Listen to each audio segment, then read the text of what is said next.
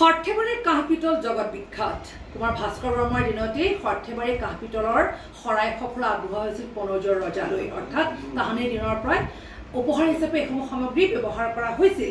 কিন্তু সেয়া সময়ৰ কথা, তাৰ পূৰ্বৰে পৰা যে সৰ্থেবাৰীত কাঁহ পিতলৰ উৎপত্তি হৈছিল বা ইয়াত এইসমূহ কাম চলিছিল প্ৰমাণ তাৰ পৰাই পোৱা যায়। কিন্তু এতিয়া বহু সলনি হ'ল। আহোমৰ সময়ত এইসমূহ সামগ্ৰীয়ে এক সুন্দৰ স্থান পালে বা এক সুন্দৰ স্থান দখল কৰিলে, অৰ্থাৎ কাঁহৰ কাঁহীখনেই হওক, কাঁহৰ বাতিটোৱেই হওক, বান কাঁহীয়ে হওক বা শৰাই সফুৰাই হওক, সকলোৱে ব্যৱহাৰ কৰিবলৈ ধৰিলে কাৰণে ইয়াৰ কাৰিকৰসকলে ব্যস্ত হৈ পৰিল। লাহেকৈ আকৌ তাপ মাৰিল। কিন্তু সময়ে আচলতে বহু কথা শিকায়। এজন বিশেষ ব্যক্তিৰ ঘৰত আজি আমি আছোঁ। এইখন ঘৰ হৰিদাস দাসৰ ঘৰ, যিয়ে এবাৰ বিশেষ এটা স্বীকৃতি লাভ কৰিছে, এইডোখৰ ঠাইলৈ গৌৰৱ কঢ়িয়াই আনিছে। তেওঁৰ উদ্ভাৱনী শক্তি কিন্তু অনন্য, সকলোতকৈ ব্যতিক্ৰম। উদ্ভাৱনীৰ ভিতৰত আটাইতকৈ চকুত পৰা এজোপা কলগছ দেখুৱাইছোঁ।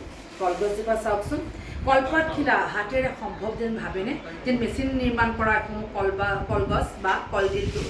এই কলগছজোপা আমাৰ প্ৰতিটো ধৰ্মীয় অনুষ্ঠান বা মাংগলিক কামত প্ৰয়োজন হয়। কলগছ বা কলপাত খিলা, কলডিলটো, কল থোকটোৱে হওক বা এই ডোঙাৰ কাৰণে কলগছৰ গাইগছজোপাই হওক, গা গছজোপাই হওক, সকলোখিনি আমাক প্ৰয়োজন হয়।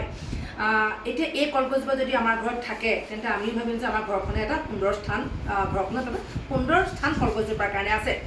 এতিয়া এই বস্তুখিনি যদিও আপোনাৰ মোৰ ঘৰত নাই, কাৰণ আমাৰ বাৰীত কলগছ আছে। যিসকল লোকৰ ঘৰত কলগছ নাই বা অসমৰ বাহিৰত থকা লোকসকলেও এই বিশেষ ঘৰখনলৈ আহি এই কলগছসমূহ লৈ যায় আৰু ঘৰখনত সজোৱাই কেৱল নহয়, তেওঁলোকৰ নামঘৰখন শুৱনি কৰি ৰাখিছে। নামঘৰ শুৱনি কৰিব পৰা তেনে বহু সামগ্ৰী এইখন ঘৰত আছে। ধুনৰি, এয়া আমি সকলোৱে জানো। আৰু এটা বিশেষ বস্তু, কলপাত খিলা। কলপাত খিলা অবিহনে আমাৰ যিকোনো মাংগলিক কাম নহয়। কলগছজোপা আমি দেখুৱাইছোৱেই, কিন্তু কলপাত, সেউজীয়া কলপাত দেখিলে আমি নামঘৰলৈ আগবঢ়াওঁ, চাকি গছ দিওঁ। যদি আপোনাৰ তাত কলপাত নাই, চিন্তা কৰাৰো কোনো প্ৰয়োজন নাই। পিতলেৰে ধুনীয়াকৈ আগলি কলপাত এখন, আগলি কলপাতখনৰ লগত আমাৰ কি প্ৰয়োজন হয়? ডোমটো।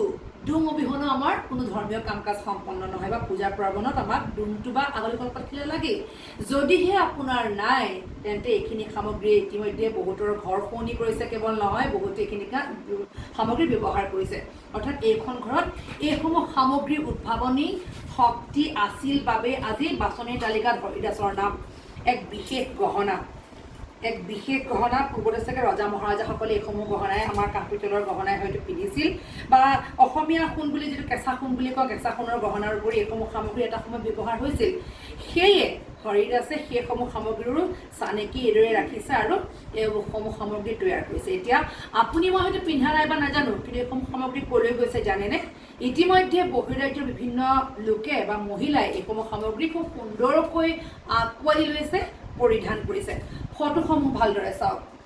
আব্দুল কালামেই হওক, সৰ্বপল্লী ৰাধাকৃষ্ণনেই হওক, ভূপেন দাই হওক বা সোঁফালে হিমন্ত বিশ্ব শৰ্মাই কিয় নহওক, সকলোকে ইমান সুন্দৰকৈ নিখুঁতকৈ পিতল পিটি আচলতে খুব সুন্দৰকৈ তেওঁ সাজিছে, সজাই ৰাখিছে।